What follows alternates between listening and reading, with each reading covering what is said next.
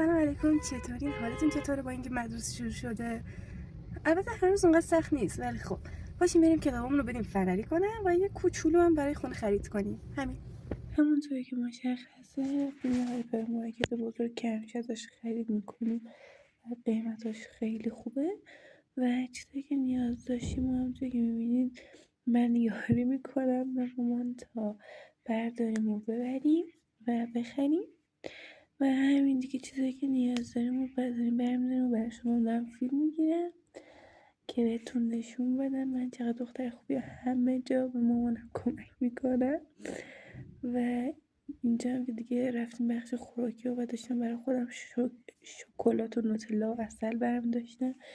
اینجا هم خریدا رو گذاشتیم و رفتیم میوه فروشی و هر چیزی که به چشمم میرسید و دوست داشتم و برمی داشتم.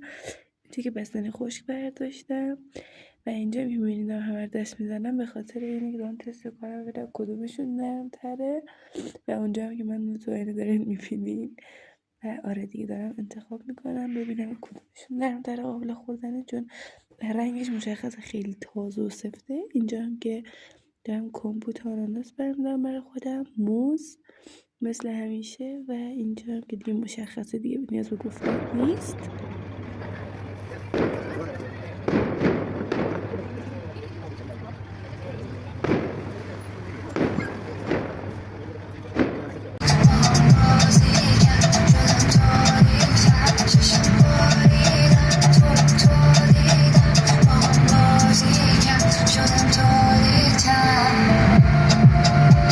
و در آخر یادتون نره لایک، شیر، زنگوله رو آل بذارین و سابسکرایب کنین.